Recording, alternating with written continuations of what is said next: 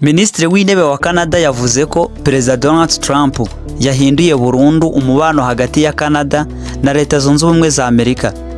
Ibi yabivuze mu gihe ibihugu bitandukanye ku isi bikomeje kwamagana imisoro yiyongera yashyizwe ku modoka zinjizwa muri Amerika. Bivugwa ko iyo misoro igira ingaruka mbi kuri bose, harimo na Leta Zunze Ubumwe za Amerika ubwazo. Ottawa, Washington, inkuru yasakaye ku isi yose nuko umubano wa Canada na Leta Zunze Ubumwe za Amerika warangiye burundu. Minisitiri w'intebe wa Canada Mark Carney yatangaje ko ari iherezo ry'ibihe by'ubutwererane bw'ubucuruzi hagati y'ibihugu byombi. Ibi byose byatewe n'icyemezo cya Donald Trump cyo kongera imisoro ku modoka zinjizwa muri Amerika, cyateje uburakari bukomeye mu bihugu bitandukanye ku isi.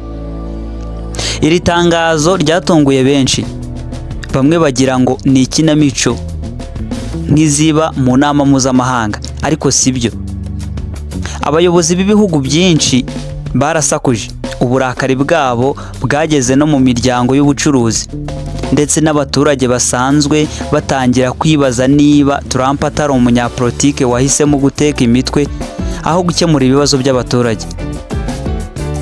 Wakwibaza uti kubera iki Trump yanze kumva impanuro z'isi? Ni iki yishingikirijeho? Afashwa nande? Atekereza iki? We yivugira ko ari umutegetsi w'ubukungu. Ku wa gatatu Trump yatangaje ko agiye gushyiraho imisoro mishya ya 25% ku modoka zinjizwa muri Amerika guhera tariki ya 3 Mata. Mu magambo ye yagize ati, ndashaka ko ubukungu bwa Amerika butera imbere. Iyo numije imodoka hanze amafaranga aragenda, iyo tuyikoreye iwacu amafaranga agumaho. Sinshaka ko Amerika ikomeza kwiba ubwayo. Ibi Trump yabivuze yishimye. Iri jambo rya Trump ryatumye benshi bamutangarira. Umunyamakuru wa BBC yamubajije niba atekereza ku ngaruka bizagira ku baturage ba Amerika na sosiyete zikora imodoka, maze Trump aramusubiza ati, reka da, niba ibiciro by'imodoka bizamutse abanyamerika bazagenda n'amaguru cyangwa bagura amagare. Imodoka burya si ngombwa. Ibi byatangaje isi yose. Mu Budage umuyobozi w'uruganda rwa Volkswagen yavuze ko Trump ari gukora nk'umuntu uzi kugurisha amagi ariko adafite inkoko. I Paris mu Bufaransa Emmanuel Macron yahise avuga ko ubucuruzi si umukino wa tombora.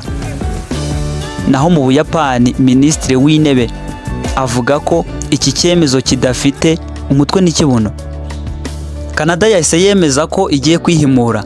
Abanyamerika bose bazashaka guhunga tuzabemera. Bivuze ko niba ubonye umusoro ari mwinshi ushatse wakwigira muri Canada, hanyuma Amerika ikabura bishyura uwo musoro. Urumva ko cyaba ari igihombo, ubugwari n'ubwishongozi kuri Perezida Trump. Naho Minisitiri w'intebe wa Canada Mark Carney yavuze ko iki cyemezo cya Trump cyatumye umubano wa Canada na Amerika urangira burundu. Mu magambo ye yagize ati, umubano wa kera warangiye. Trump ni umuntu utihanganira ibiganiro, bityo natwe tugomba gukora ibihuje n'ibihe. Turiteguye kwihimura mu buryo butazagira ingaruka kuri Canada, ariko bugatera Amerika ihungabana. Minisitiri wa Canada kandi yavuze ko Canada igiye gufata ingamba zidasanzwe. Iya mbere, gushyiraho imisoro ikomeye ku bicuruzwa biva muri Amerika, harimo imbuto, amata, inyama ndetse n'ibindi. Icya kabiri, gutanga ubwenegihugu bwihuse ku banyamerika bashaka gutoroka imisoro ya Trump. Icya gatatu, guhagarika ibicuruzwa bya Amerika mu maduka amwe n'amwe no gushyigikira inganda zo muri Canada. Benshi barimo gukekeranya niba Canada izemera kwakira abanyamerika benshi bashaka gutoroka imiyoborere ya Trump. Umunyamakuru wa CNN yabajije Minisitiri wa Canada niba koko Canada izafungura imipaka, maze nawe amusubiza agira ati, niba umuntu ashaka gutoroka Trump ntitwamubuza. Canada ni igihugu cy'abantu bafite umutima mwiza. Tuzakira abatishimiye uburyo Trump ayoboye ubukungu, ariko twizeye ko bataza bafite ibitekerezo bibi nka perezida wabo Trump. Uburayi nabwo bwabyinishije Trump kagoma. Iki nacyo nta cyemezo cy'ubwenge kirimo. Ibihugu by'i Burayi nabyo ntibyatinze kwivovota kuri Trump. Emmanuel Macron, perezida w'Ubufaransa, yagize ati iki cyemezo ntabwo gihesha Amerika icyubahiro, kirasenya ubufatanye bwacu. Angela Merkel wahoze ari chancellor w'Ubudage yahise yandika kuri Twitter agira ati Trump arimo gukora nk'umuntu ugira ubwoba bw'ibihugu bikomeye aho kugira ngo akore ibikwiriye. Ibi byatumye Uburayi bugira inama idasanzwe. Muri iyo nama ibihugu by'Uburayi byemeje ko bishobora kuzamura imisoro ku bicuruzwa bya Amerika nk'inyama z'inkoko, ibinyobwa bisembuye ndetse na filime za Hollywood. Minisitiri w'Intebe yagize ati niba Trump agiye guhindura Amerika kuba nk'ikirwa cyihariye, natwe tuzakoresha amayeri kugira ngo dukomeze umubano wacu n'ibindi bihugu bikomeye. Abanyamerika nabo birabatangaje. Twagira ngo Trump akina filime. Mu gihe isi yose isakuza muri Amerika ibintu bimeze nk'ikinamico, abaturage benshi batangiye kwibaza niba Trump azi neza icyo arimo. Bamwe bati ese aba bantu ba Trump bamusobanuriye neza ko isi itagizwe na Amerika yonyine? Umunyeshuri wigaga ibijyanye n'ubucuruzi muri Harvard yagize ati mu by'ukuri ibi bintu bishobora kudindiza Amerika niba Trump yibwira ko azatsinda intambara y'ubukungu wenyine, aribeshye. Ibi ni nko kwikingiranya mu cyumba hanyuma ugatangira kurwana n'igitanda. Ubundi reka twibaze ngo ese ibi bizarangira gute? Abantu benshi baribaza uko bizagenda.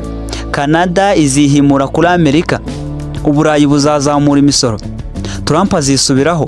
Ibi bintu byose bisa n'ibiri gufata isura nshya. Naho Trump we nubwo isi yose iri kumushinja gufata icyemezo kibi, aracyari mu byo yise guharanira ubukungu bwa Amerika.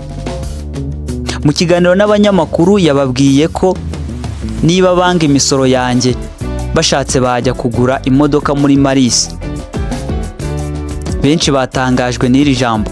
Ese Trump atekereza ko kuri Maris hari imodoka cyangwa ni ya politike ye yo gukina amakarita menshi icyarimwe? Iyi nkuru iracyatera impaka nyinshi ku isi yose. Ese amaherezo Trump azasanga ari wenyine kwishyiga cyangwa azashakirwa igikombe cy'umuyobozi ufite ibitekerezo bidasanzwe mu mateka y'ubukungu? Amakuru acukumbuye. Rwanda Events.